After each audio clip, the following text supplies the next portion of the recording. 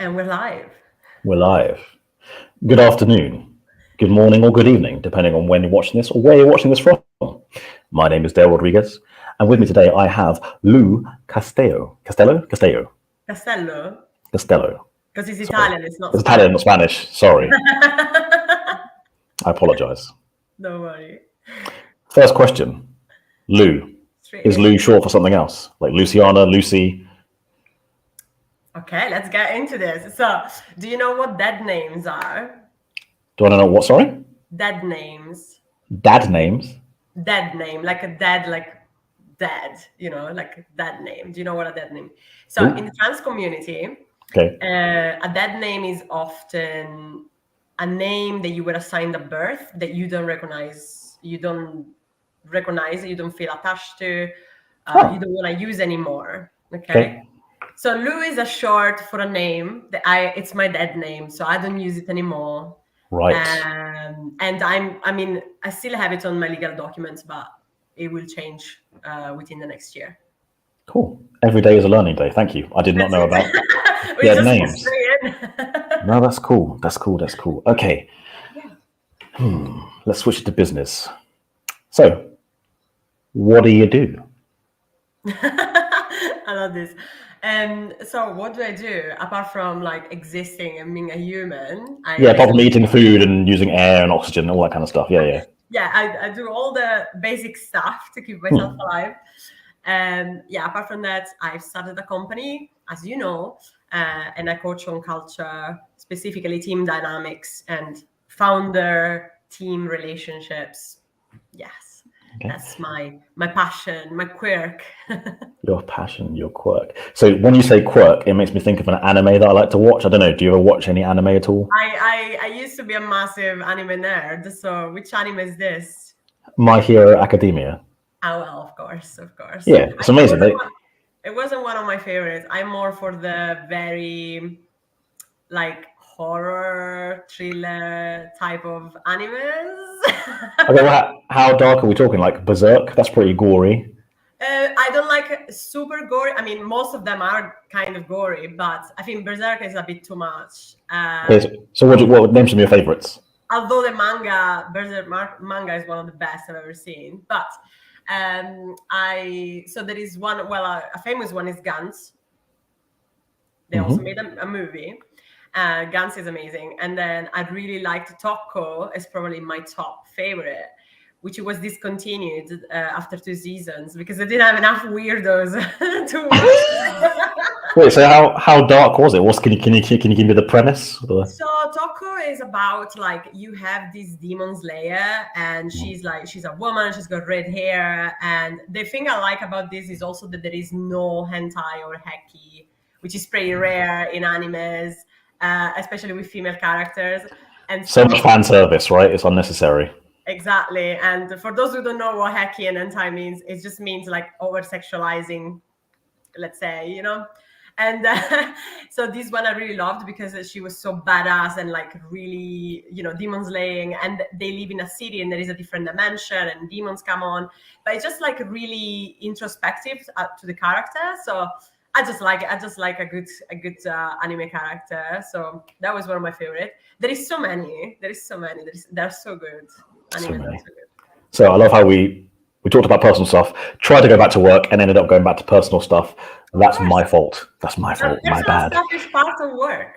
It's a part of work. But we've got to give people the nuggets, the gems, the insights, the business stuff. After all, this is LinkedIn, and it's very serious. Giving them animes insights. This is important. Okay. I'm going to ask where in Italy you're from, and probably won't know where it is because I know nothing about Italian geography. All right. I'm from Sicily, so that's. Okay. I do know where Sicily is. That's fine.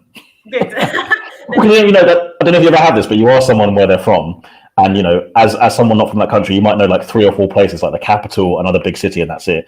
And then they'll give you somewhere that's not a capital or a big city, and you're like, I don't know where that is. So, yeah. But I mean, I know where Sicily is. I'm from like a very small town that literally is called Via Grande, which means big street. That's the name of my town. So with 8,000 people in that town, is really small. There is not even a high school. So I usually tell people that I'm from Catania because that's where I studied, and I Right. spent most of my adolescence trying to escape the small town. Right. Fair enough. Fair enough. Yeah. Okay. So with organizational culture, Dun, dun, is dun. there like one thing that can be done, or is it a plethora of things that should be done? So I think like I'd like people to think more of organizational culture as an environment that is created inevitably, you know, whether you are intentional with it or whether you're not. If you have people in your organizations, you automatically are going to have culture. Like that's just, you know, and it's just called organizational culture because it's within the company. That's where you observe it as a system. But very often, if it's unintentional, so you don't do anything about it other than say, you know, yeah, we're good people and we strive for good. That's all you're doing. Then what happens is that the natural culture that people have from outside the company, from their own personal lives, is going to be brought in the company. Yep. And obviously, you know, all the societal problems that we see nowadays, you know, what they call like polarizing wars, cultural wars, they're all like going to reverse in a company, and they show in different behaviors that can become problematic for the company itself, but also for the people. I mean, you know, if it becomes problematic for the people, then automatically it's going to affect the output, the products of people's work. So it's quite a broad subject, right? Because it's not a simple do this one or two things. It's because it's culture and it's people. There are lots of different factors involved. Exactly. I think that is why for so long, like even in like if you look at academic research, there is not enough. There is a lot of like observational models to categorize, oh, you have that leadership style and that leadership style, but there is not a lot of initiative and proactiveness in terms of developing new models or understanding also that, in my opinion, each and every company should really come up with their own model and their own way of doing culture. Then obviously you need to have basic principles, which, you know, DEI, for example, is one of those macro subject, which is diversity, equity, and inclusion, is the acronym. So that's like one of the huge sets of, is like a huge discipline that obviously gained more, you know, relevance in the past 10 years. And that's a set of behaviors. I would say a lot of those practices are corrective. So they're usually brought into a company to resolve social issues. There is an element of prevention. The problem is that, you know, companies don't invest if they don't feel pain. Okay, if they are not understanding how they are missing out by not investing in the AI, for example, they won't invest as a preventative measure. And this is something I had to understand also with my own business, because I wanted to, you know, get people right at the start of their business and set up culture and do the entire cultural system. And, you know, there's a lot of work, there's a lot to do, a lot to know. And I realized, apart from the information overload, people really didn't understand how, like, connecting how one thing will work in reality, because obviously they didn't have that dynamic yet, they didn't have a team yet, they didn't have a problem yet. So I have seen it because I spent 10 years working with teams, because I used to work in events. That leads me to my next question. Now, it's kind of a mean question, right? And I already know the answer because I've already spoken to you in the past, and I know you're awesome. But you want to lean in for this one. I'm going to lean in. It's a very, very direct question. Is that the biscuit one? No. We're not going to do the biscuit. Well, we can do that one again. No. This is a business question. In your field, there are many different types of advice and advisors.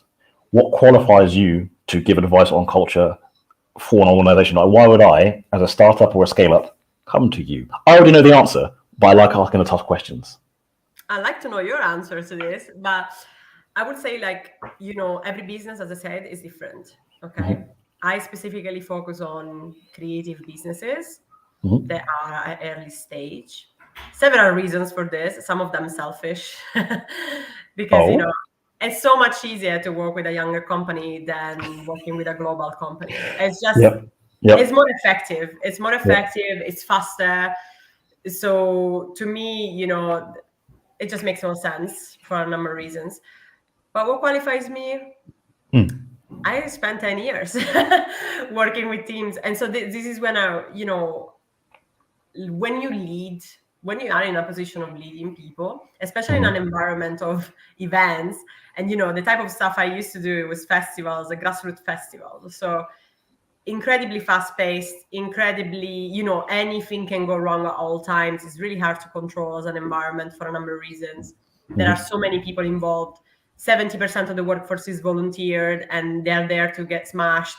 And you need to make sure they're coming at 7 a.m. to do the work and do it properly and respond to emergencies. So it's an incredible. I think I had the most amazing experience because I was in one of the most difficult industries. But it must be really hard to manage, though, right? But that's the thing. Like when you realize that you're not there to manage people, you're there to manage systems. So you're there to set up systems that work and support your people. And then you're there to lead people, support people. You're not managing them. When you start managing people, that's when you get resistance. That's when you get people feeling unappreciated, disengaged, bossed around. And, for me, I'm a person that had to really, really understand how to crack this because I am an immigrant. I didn't have any contact here. I didn't have a reputation. I had to sweat absolutely every single role I've gotten in events. And my best recommendations were coming from my team members that will go and tell other festivals, go and hire Lou because they've been really good. To me, this is the thing as well. I'm a person that when people are like, can I speak with some of your ex-clients? And I'm like, yeah, absolutely. Go and speak with my ex-clients. I give you the contact. But do you want to speak with some of my ex-teams? Because that's what shows that I know what I'm talking about. Because client perception is client perception, and obviously I get them results.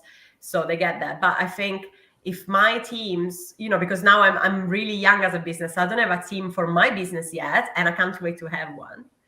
But when I had teams for events, they, I have people that I'm looking right now at a framed letter that someone wrote to me after they worked with me one day. And I have it framed up right above my desk.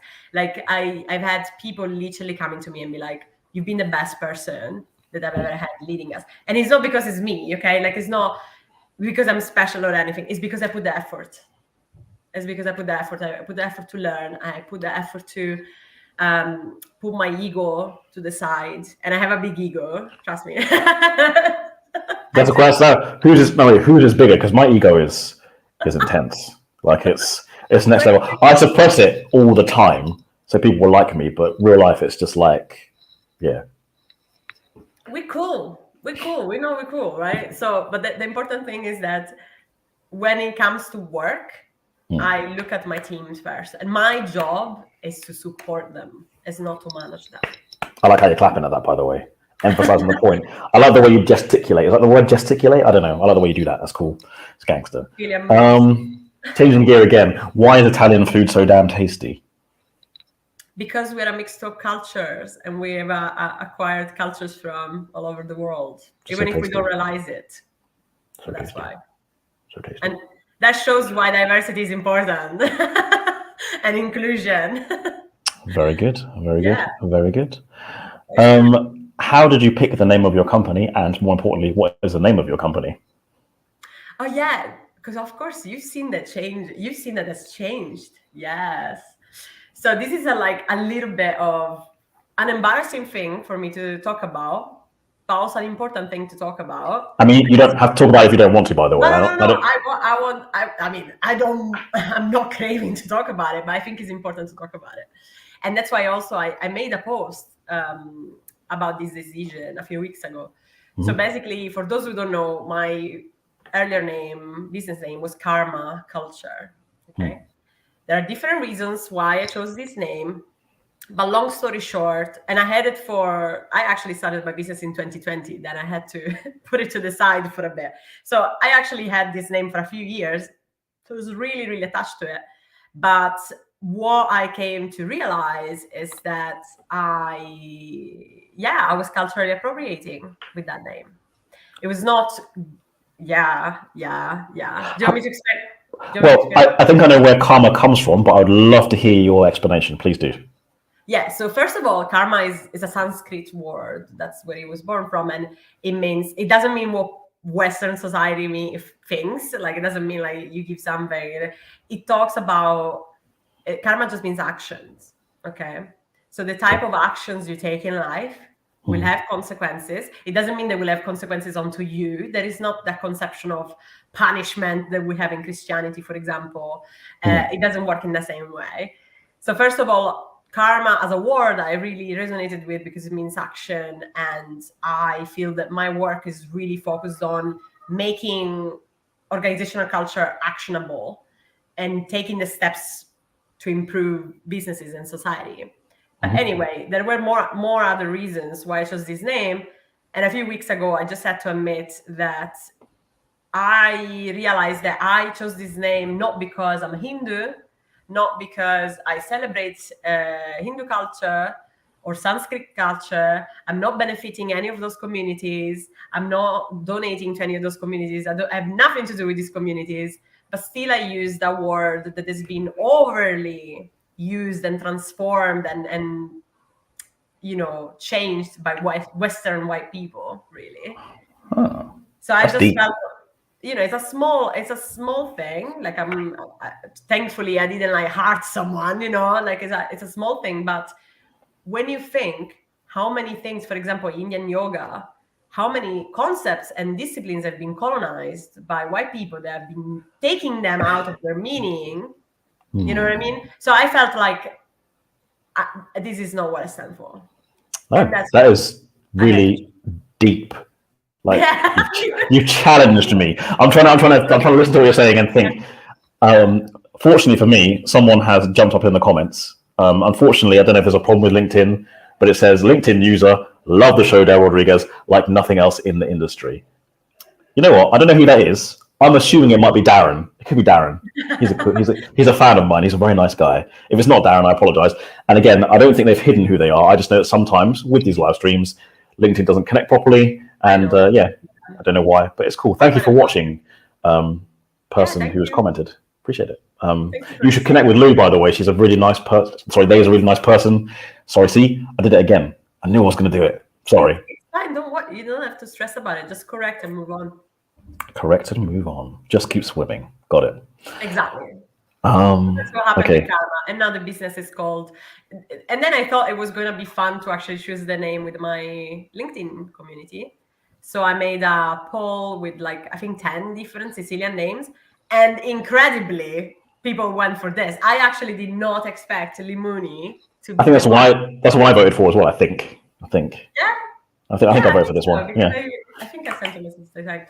Yeah. So that's it. So now it's Limuni. And actually, I didn't think, I felt really hurt that I was leaving karma because it's just, there was a number of reasons why I chose that name. But now I'm really feeling the Limuni, and I love that people message me and tell me that they love my company name. It's just, yeah. It's pretty dope. It's good. And Limuni, in English, in Italian, we don't have, in English, there is that say, if life gives you lemons, which is the meaning of limuni. Limuni is like lemons in Sicilian.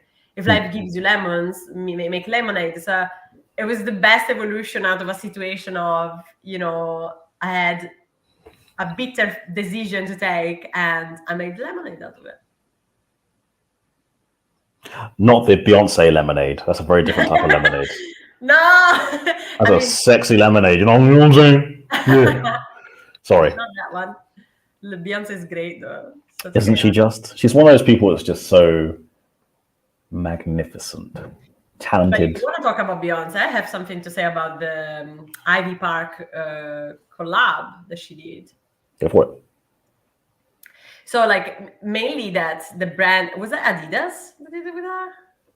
I'm not entirely sure. I'm not au fait, to be honest. But the Ivy Park collection that they've done together, it's basically I felt like it was completely wrong for what Beyonce really represents. Because Beyonce, I think any artist will say Beyonce is incredible artist. It's just an incredible artist. I mean, we're talking about the person that rented the Louvre Museum in Paris to make a video.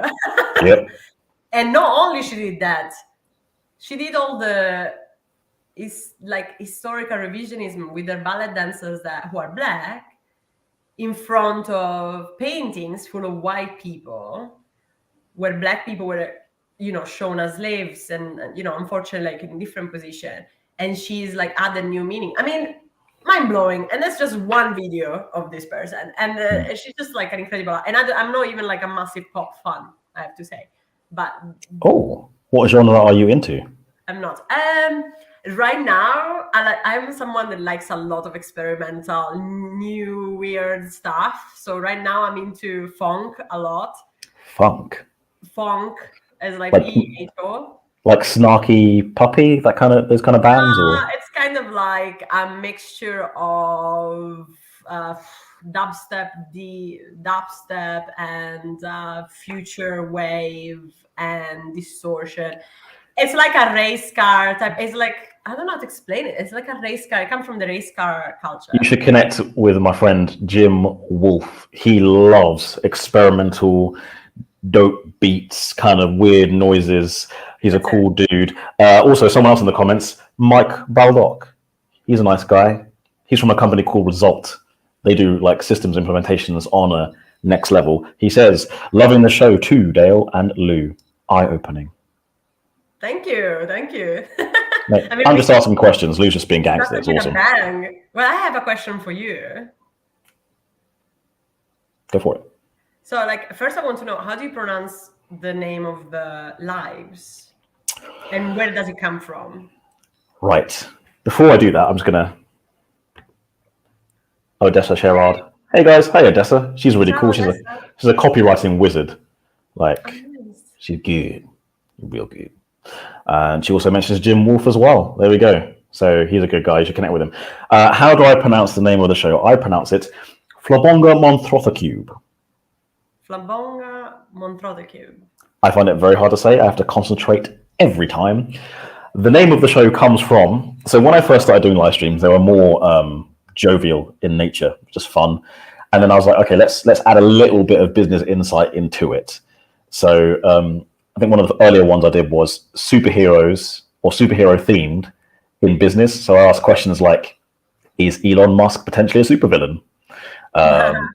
Which supervillain do you think would be best at business in the real world? Silly things like that. All right. Yeah. Or if you had a superpower, what would come in handy in the workplace? And one of the people I started speaking to was a guy called Nick Smethers. He's now my LinkedIn bro. He and I have the same favorite superhero, the Silver Surfer. Anyway, had him on a few times. We chatted and we dosed around. It was all good. And I was like, okay, getting some traction. I was like, I'm going to brand this. It can't just be me. It can't just be Dale. It's got to have a brand of some sort. And I asked him, hey, man, what shall I call it? And he has a Mancunian accent, by the way. He's from Manchester. And from the top of his head, he just went, Flabonga Monthrothacube. Like that. And I went, the hell is that, Nick? And he went, don't know, mate. Just made it up. I then did the cliche thing and did a LinkedIn poll and asked people, like you, Flabonga Monthrothacube, other few names. Some people made some very funny suggestions, but Flabonga Monthrothacube kind of won. And I think people enjoy hearing me trying to say it because I mess it up all the time. If I ever make it big, I'm going to shorten it to FM. Like, hey, welcome to FM. Yeah. Good to know. Nice story. Nice hero story. And Odessa, again, those are not silly topics of conversation. Presumably, she's talking about superheroes and supervillains. Again, there's like a 10-second delay between when people see me speak or us speak and comments. So sorry about that, Odessa, but I assume that's what you're talking about. Thank you for commenting, by the way. It's all part of business, you see? It's important. Yeah, I'm going to monetize this bad boy. I'm going to start a Patreon page. Yeah, go for it. Anyway, enough about me. I'm going to ask you the biscuit question again and see if you give me the same answer because I took notes last time. That's right. Lou, if you were a biscuit, what kind of biscuit would you be? I was ready. Custard cream. This is why I like you, but also like just cut me off in the middle of the question. Just boom. Okay, how does a custard cream portray your personality, Lou? Because it's very organized. He's soft inside. It's hard outside, but it's got smooth edges. And it's got beautiful, beautiful name printed on it as well. So I would say like, it's just very organized, put together, and it's got a right balance of soft, hard, and all of that. Okay, that's cool. And yours? I mean, you need to remind everybody. I mean, most people have heard my answer because it's very well rehearsed. I used to say that I was a rich tea biscuit until a friend of mine pointed out they're not very good for dunking. And I don't want to be a flimsy and or soggy biscuit. So I changed my answer to a hobnob, a good, simple, no-frills biscuit. Nice. Not in your face like a party ring, not boring like a digestive. Most people get on with a hobnob. Just laying in the cup. The only thing that bothers me about them is that they're flaky. And then all the flakes go in the tea. So custard creams are the best because they hold it and they have the inside melts as soon as you put it in your mouth. I mean, it's so organized. Ironically, I don't really eat biscuits and I really hate tea. Like I'm the worst British person ever. Tea is horrible. It's horrible brown garbage water. Now coffee, delicious. But tea, it's horrible. It's funny we are inverted, you know, like everybody expects me to drink coffee just because I'm from Italy. And I can't stand coffee. It's because you're wrong. So say it to your face. No, it's because, you know, tea is better. Tea is superior. Odessa. Sorry, Odessa. Do you want to read this one out? You can read Odessa, so I'll go for it. Yeah, I'd be a digestive. They hold up against all tea, very true. Are grainy, very true. And they all feel almost healthy, so true. They can be sweet or savory. And now I'm sad that you call them boring. I mean, I didn't call you boring, Odessa. I called the biscuit boring. I would never call you boring. Never. Digestives are amazing. You can make cheesecakes with them. And also, I love dark chocolate. I mean, since you did such a good job last time, do you want to read out the next one? So Mike Baldock, is it Baldock or Baldock? I'm going to Baldock, sorry. Mike says... I'm a hobnob too, with dark chocolate or plain. I mean, I like the dark chocolate ones. They're good. Having met Mike, I think he would masquerade as a plain one, but I think he's got a dark side, so I think he's a dark hobnob. Yeah, man. Like, don't trust his smiley. Well, trust his smiley face. He's a nice guy, but I reckon he's got some edge to him. Sorry. Now we're talking about biscuits again. Odessa again. She says Lotus Biscoff with coffee is penguin. Is that you saying like peng as in like it's amazing, like peng, like it's a penting? I thought Odessa was meaning like peng, you know? But yeah, it's peng, like a London thing, isn't it? Yeah, but then is Odessa making like a double pun with like penguin, the other biscuits? I think she is. I think again, this is her wordsmith skill. She's managed to get peng in there, which is not a common term, and then she's made it into a biscuit. I know some really cool people. I know some very cool people. I include you in that. You know, at some point, Lou, we need to go out for like a drink, like just hang out. I think it'll be fun. Yeah, I mean, you coming up to Edinburgh anytime soon? No. I mean, now that I know you're there, I might make the trip. I've got some other people I need to meet in Scotland, so yeah, let's do it. I mean, I'm gonna be in Manchester end of June. I'm in Portugal next month. I might do London later on in the summer, but I'm not sure yet. I can let you know. You're in London. Let me know. I mean, I'm down south. I can be in London. It's cool. No biggie. It's much closer than Edinburgh, that's for sure. All right. When you're out, I don't mean out. I mean just out. What do you tend to do? Is like pubs, clubs, neither? Are you a board game kind of person? I am a retired ex-event manager, so I mostly don't do clubs or anything like pubs, or I'm also sober. I've been sober for 4 years. I mean, I probably drank like a couple of alcoholic drinks, but I really don't drink anymore. So no, my things, I don't know, like I love museums, I love hiking, I love going by the sea. I have a walk almost every single day, either in the cycle path or by the sea. I have a question. I didn't want to interrupt you. Oh, go for it. Yeah. What's the difference between walking and hiking? So hiking is a little bit more like, I think you're going for longer distances and you're also hiking. Like there needs to be some sort of, incline. Yeah, I think there needs to be some incline or some level of difficulty of some sort, because does that mean you can't hike in Holland because it's very flat? Probably. Yeah. I mean, don't say it's Dutch people. They probably go for hikes all the time. They come to Holland for a hike. They come to Scotland, so there is a reason. Yeah. Okay. That's the difference between hiking and walking. Cool. Yeah. Thank you for explaining. Sorry, I interrupted you. So hiking, walking. I'm not one of those super technical, outdoor people. I just if there is a mountain, I'll go hike. If there is a flat, I'll go walk. That's my understanding of it. And and I like arts, I like music. So I go for things like that. My brother is in a band, so sometimes I try to go and see him playing. But very chilled. I have a very laid back life now, and I like it this way because it used to be crazy. I can imagine events, like you say, 70% volunteers, people getting smashed all the time. I'm assuming it was quite, I assume, could be wrong, a party-ish lifestyle. Oh, 100%, 100%. Yeah. I didn't have a sleep routine. I didn't have any healthy routine. It was mad. It was mad. Do you know what's happened to you? And I'm not going to diss you, but you've grown old. No. Yeah, it is. Like you couldn't handle the hangovers anymore, and just it happens to the best of us.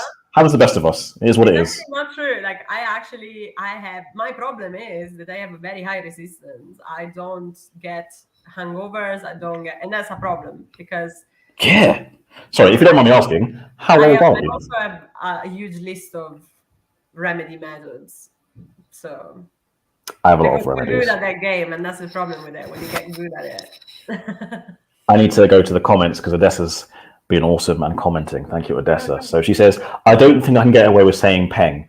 Odessa, you can say whatever you want. Yeah, exactly. This is a safe space. Well, not whatever you want. I don't know, you can say whatever you want, but there'll be repercussions depending. I think you can get away with saying peng.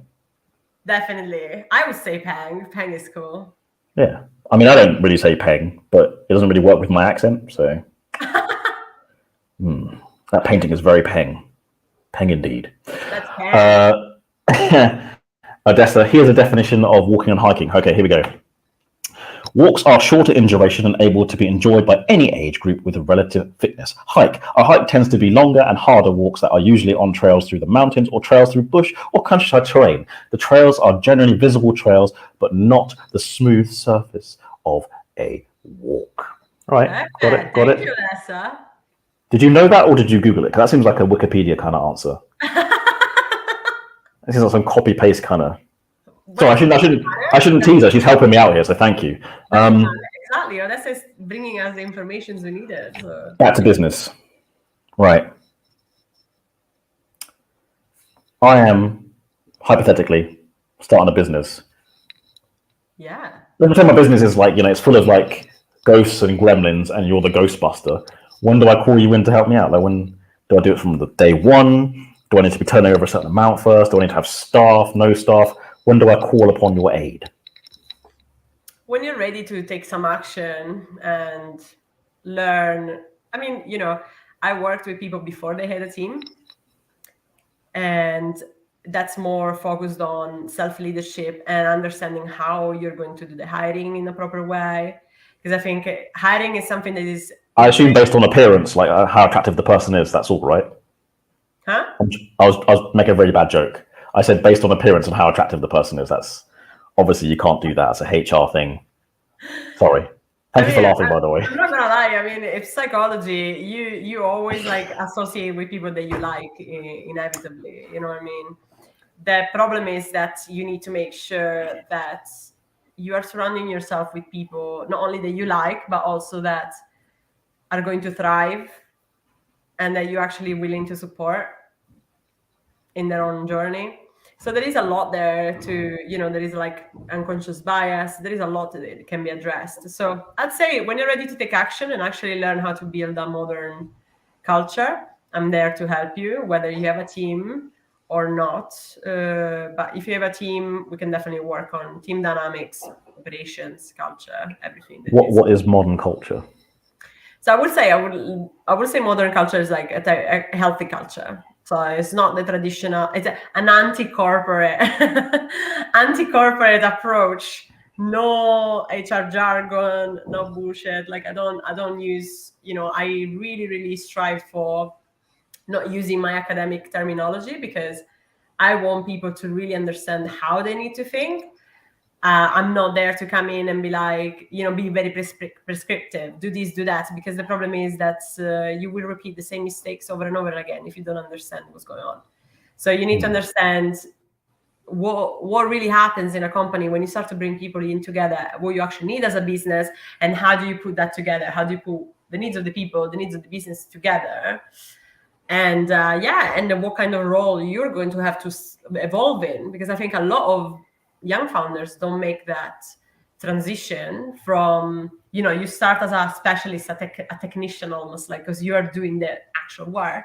But when you're hiring a team, that's when you need to evolve into a leadership strategic role. You're thinking more long term, you are building the team dynamics, you're building the culture, and you really shouldn't be, your day-to-day shouldn't look like putting fires out all the time and then be stressed because your team needs your input all the time, and that kind of stuff. But that's what happens because a lot of young founders don't have, a lot of founders in general, like I've worked for huge companies and they're really crap at this. So, yeah, it's like that saying, work on your company, not work in your company, right? Like at some point you have to hand over certain tasks for it to grow to the level you want it to, and you can't be in everything anymore. Okay. And you've got, I hate to use buzzwords, but you've got to empower and enable your staff to be able to function.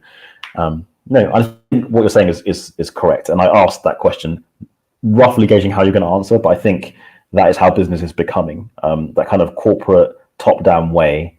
That's what it's been. The thing is, it all comes from the 70s. That's where the corporations as we know them today were built. And the issue is that the systems of hierarchy, procedures, all of that, they were not meant to support creativity, flexibility, initiative. They were meant to get people to comply, manipulate, control. So that's why it's a pyramidal type of hierarchy, and that's why I work in certain ways, and that's why it's not good for creative companies. And that's why I work with creative companies especially. Sorry, I got a bit excited because the man, the myth, the legend has appeared. We're talking about me. No. What is that? Oh, this is Jim. This is Jim that you said to connect with. You guys need to connect because Jim does some really cool stuff with music. You like some really cool, weird music. He actually did some samples of my guitar and it sounded really, really cool. Like, I was like, how did you do that? Like, yeah. So he's a good guy. I like the profile picture. That's pretty good. Well, it's funny because he's a super serious businessman with a super serious business. Honestly, he is. His original business is a cleaning business, so he hires cleaners and staff. And yeah, mighty empire. But he's like, you know what? Don't have to take business too seriously sometimes. So he does Dr. 5 notes. It's kind of, I don't know, it's just him being creative. It's very, very cool. I like him. He's a good guy. Yeah, I like Jim. That's what I'm saying. Like, you define your own uniqueness as a business. Just take care of people. Speaking of big businesses, in our pre-prep conversation, which lasted 1 minute, you mentioned, that was my fault, I was late, don't tell anyone. You mentioned Budweiser and organizational culture. And I'm not particularly au fait or familiar with what's happening at Budweiser at the moment, other than they make a really crap beer, so I don't really care.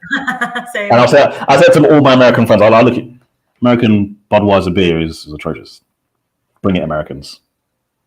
Bring it. Sorry, please continue. No worries. Yeah, I can tell you what happened. I made a video about it the other day as well. Essentially, Budweiser has a long history of performative allyship, which means when you as a company are showing that you care about marginalized communities, in this case, the queer community, by using your marketing to show how good of a brand you are, but then essentially you don't do anything at an internal level. So for example, your LGBTQ plus employees are not respected in the company, they feel excluded, all those sorts of things. Or maybe you don't have any because you're excluding them from the start. And also all the other intersectionalities, of course. And so this is what performative allyship is when you're just showing off that you are pro social change, but then you're actually not. And what happened most recently with one of their campaigns, so they were promoting Bud Light, which I think is one of the type of Budweisers. I don't know. It is terrible. Never bought from this brand, so I have no idea what it's worse than Budweiser. It's just less flavor. And Budweiser's not very tasty anyway, so grand. Yeah, I definitely tried Budweiser and I never really liked it. Really watered down, in my opinion. But you know, I'm someone that grew up in Italy. We drink German beers there, so it's like completely different type of beers. But yeah, what happened with Bud Light is that they hired this woman. She's like, she happens to be a trans woman. She's a trans influencer. A lot of people that are on TikTok, for example, really know her. She's called Dylan Mulvaney, and she has this thing that when she started her affirming surgery and care and lifestyle, she started to document her journey on TikTok and calling it "My Days of Girlhood" or womanhood. And she would say day 1, day 2, day 3. So on the first year's anniversary, on day 365, she made this campaign with Bud Light to celebrate. And Bud Light had a huge backlash from their primary consumers, because turns out that their primary consumers are, you know, specific type of demographic that is really, let's say, violent and really like toxic masculinity kind of people. Not all of them, but yes. Yeah, I get what you're saying. Stereotype, yes. Yeah, and when I say backlash, I'm talking about videos of people actually shooting with a gun entire cans, like can crates of Bud Light to protest. There has been people like looting supermarkets. Like literally, we're talking about like extreme violence. That's extreme. That's terrorism, by the way. Just so we're clear. Thank you. It's not massive, but it's terrorism nonetheless. Just so we're clear. Thank you. So you know, and like publicly also, like, you know, literally documenting themselves and doing videos as if it's normal to go and shoot around and looting supermarkets to protest that a trans woman was used as the face of Bud Light. Now, what's interesting to observe is two things. One, the Budweiser didn't see this coming, which it really shows how little they understand cultural dynamics outside their company. And how little they understand their own audience, and they didn't expect it. And initially, the first response that they had was backing up the campaign, but I was waiting for the next steps, because I'm like, if they didn't see this coming, they don't have anything prepared, and so I want to see how their company is going to really respond. And their response so far, because this is an ongoing thing, it's a very recent thing, their response so far has been to basically quiet firing their vice president and president of marketing. They're taking an annual leave, and you know, the marketing president and the vice president are taking an annual leave right now, like in the middle of a storm. So they're basically firing them. And they're also saying that they don't want their beer to be something that divides people. And what, you know, I mean, we can get into a massive cultural analysis here, but basically this is what happened. No, first of all, this is why I like speaking to you. This is why I like you as a person. You are funny, interesting, engaging, and when it comes time to being serious, you demonstrate that you know your stuff. I ask you these questions because I want other people to know that you know what you're talking about. Because there's so many people out there who start businesses, say they're going to give advice, and they don't know what they're talking about. You know what you're talking about. Like just that last 2 minutes of you explaining that. Oh, fantastic. Go into the comments real quick because I've got some other follow-up stuff. Jim loves Peroni. Of course he does. It's delicious. I don't. Of course you don't. It's like people in Australia don't drink Fosters. It's terrible. I've tagged Kaylee Graham and Oliver Kittle in this because based on what you were talking about, it sparked something in my mind, and I'll go back to it after I read this last comment. Odessa again. Yes, I've heard so much about this with Bud Light because she's awesome. Odessa's in the group. She knows. The reason why it got me a bit excited you talked about this. So first of all, performative allyship. I never heard that phrase before, but I think I understand it in so much as it's the difference between a large corporate changing their LinkedIn profile, Twitter profile to a rainbow flag or a black square, but then like only having like 1% of their staff being in that kind of community, right? So like that's not reflective of. So it's Is it almost like corporate cultural appropriation? They use the marketing to get on board and say we support this, but actually in reality their culture is the opposite of what they're marketing.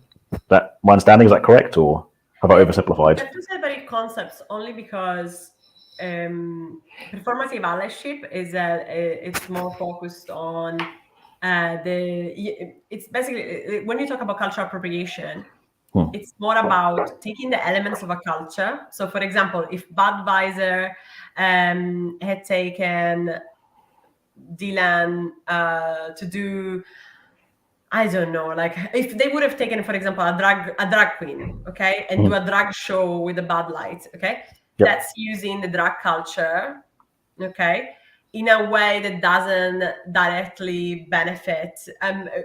They would have had to denaturize it, okay, so maybe strip down. Actually, Oh, I know what you mean. I know. Example. Difficult to explain with like a No. I give a really good one. Jamie Oliver and Jerk Rice. I still haven't got over this one, right? So there's a reason why I got annoyed with this. If you make Jerk Rice and you're someone at home, no biggie. You don't know different. If you are a professional, classically trained chef, you should know that, first of all, you can't jerk rice. It's a method of cooking. And then when you put the seasonings in there, that none of them identify as any West Indian seasoning whatsoever. You've literally just taken the name, put it on your label, made some rice that isn't a thing, and got money for it. That's bullshit. And, I know that. And the dynamic is always about, someone that comes from a very privileged background historically, and is taking on from a community that is usually being marginalized. So that's exactly what it is. Cultural appropriation can show in different ways. But in this case, we were talking more about performative allyship, because this is more about using the trans influencer and her following to try to gain new audience. But it's about using this influencer. It's not about using like the full trans culture. And, there's a slight... No, I get it. If they wanted to build bridges with that community, they could have done it in a more sustainable way. But obviously they were just latching onto someone of influence to boost their profits. There wasn't a genuine intent to be more inclusive as a brand. They just saw someone with notoriety and went, we can make money off this. Is that the difference? Exactly. Yeah. Cool. I'm learning so much stuff today. This is awesome. So awesome. So awesome. Good. Okay, another silly question. Of all the Italian foods that you like to eat, because there are some stereotypes that most of us who are not Italian are aware of, is there a particular dish that you prefer? Well, we start by saying that Italian food doesn't exist. I mean, there are some stereotypes that I, as a non-Italian, I think what people know as Italian food is 4 Northern Italian dishes. Okay. And not even, because, you just need to see how carbonara is made in the UK and you cry. But no, I would say Italian cuisine, like we were talking about it today, like why is Italian cuisine so important, so beautiful, so amazing? And it's because it's very varied and it has an incredible variety of dishes and cultures that they came from. So in Sicily, for example, especially where I came from, the food is really heavily influenced by Greek and Arabic culture. For example, if I go in Turkey or Morocco, I will literally feel at home.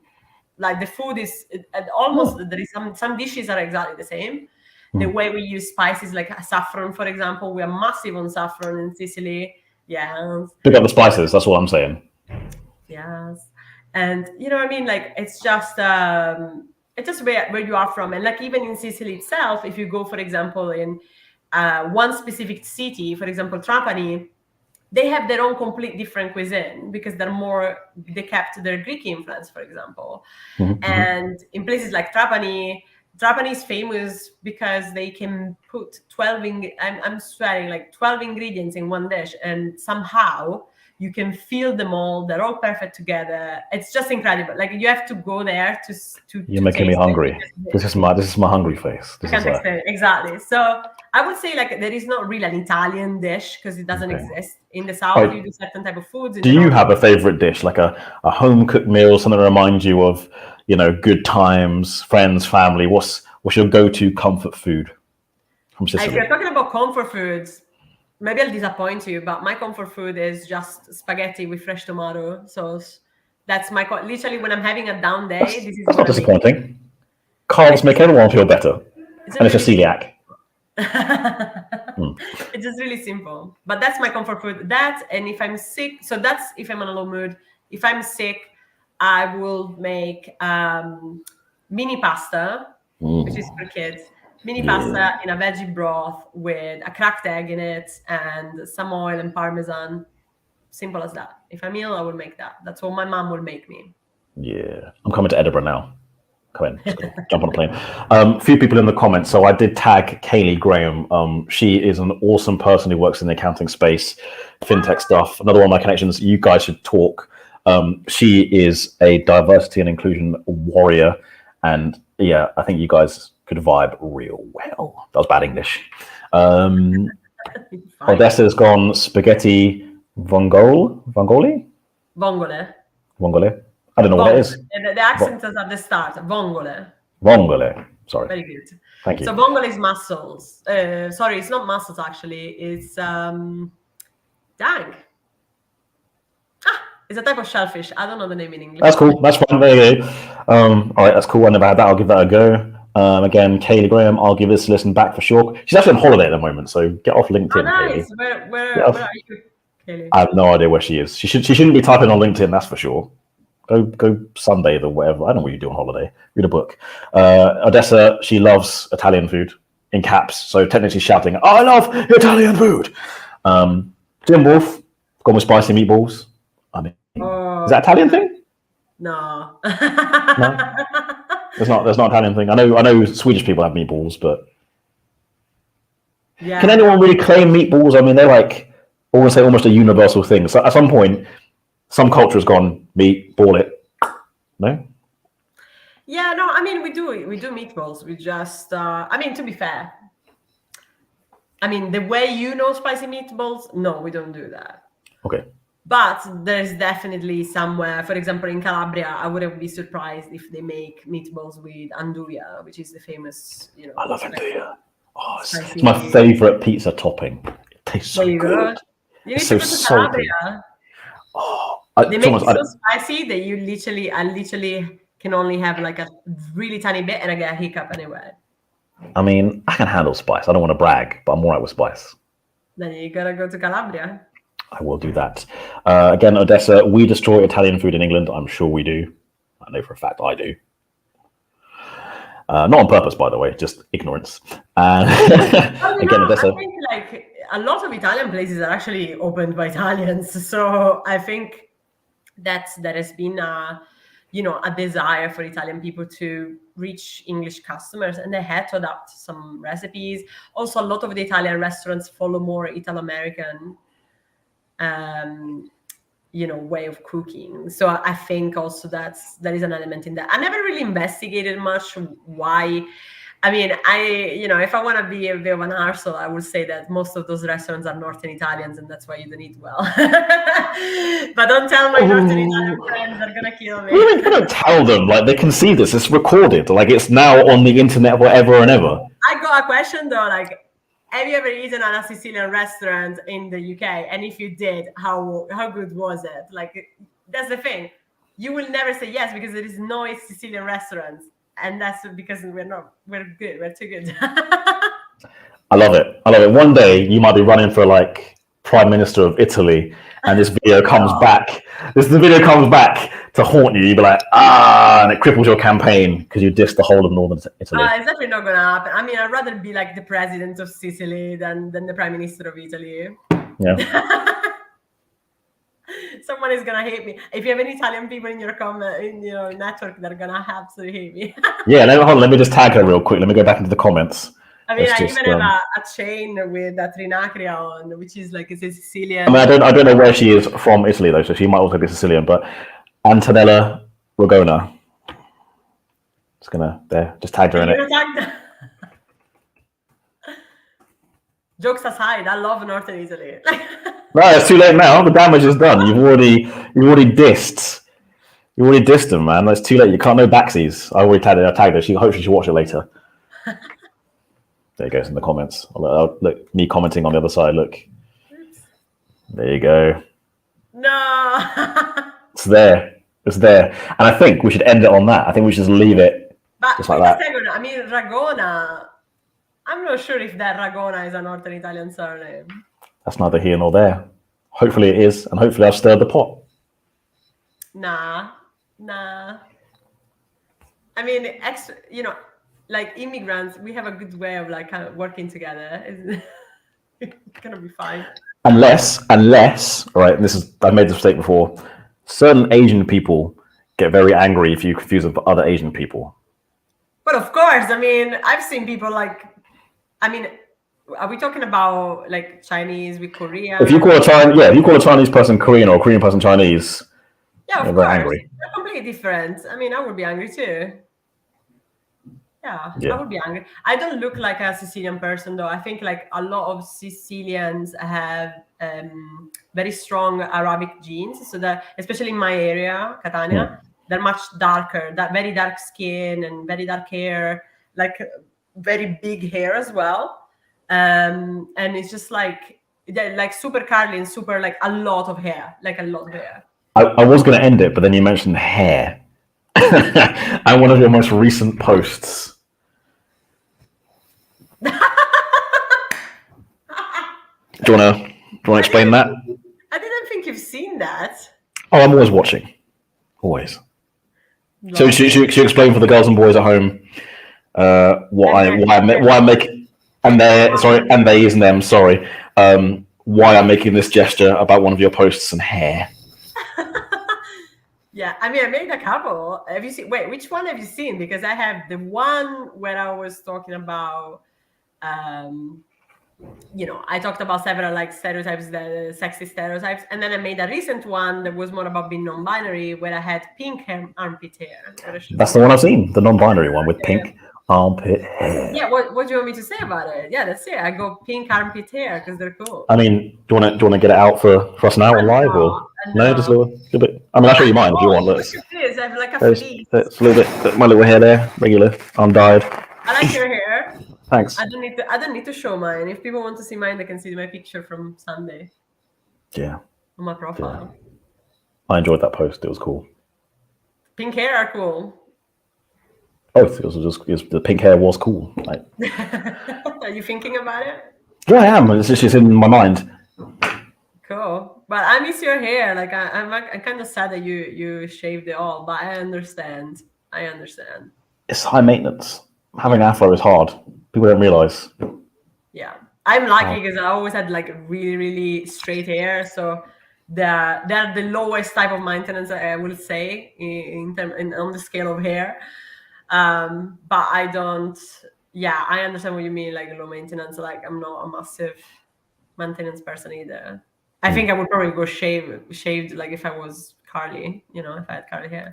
Do it now. I totally think I don't think a baldy would suit me though. That's the only reason why I haven't done it yet. I've done undercuts and I had very, very short hair, but I never had a baldy because I just think I wouldn't look good. I look exactly like my dad, and my dad is half bald, so I can see that it's not. I cannot rock that look. Okay. It's been almost an hour, and I reckon I could speak to you for several more hours. But I got work to do. You probably got work to do. So we'll wrap it up real quick. Are there any business insights that you want to drop in the last minute or so about your industry, your profession, or just advice you want to give people? A little nugget, a gem? Yeah, if there is any founder that is listening to this, I want to say that value your team, value your people. Because they're important, they're humans, and they also have like an incredible potential. They have an incredible future ahead of them if you support them in the right way. And yeah, if you take care of them, they'll take care of your business. That's what I want to say. Thank you for joining me. Thank you. You made this. I'm going to hit end broadcast. It takes about 3 seconds to stop, so please smile. Otherwise, you get like a silly face. You ready? We're going to smile. We're going to end it. Thank you, everyone else, for watching and commenting. Stay gangster.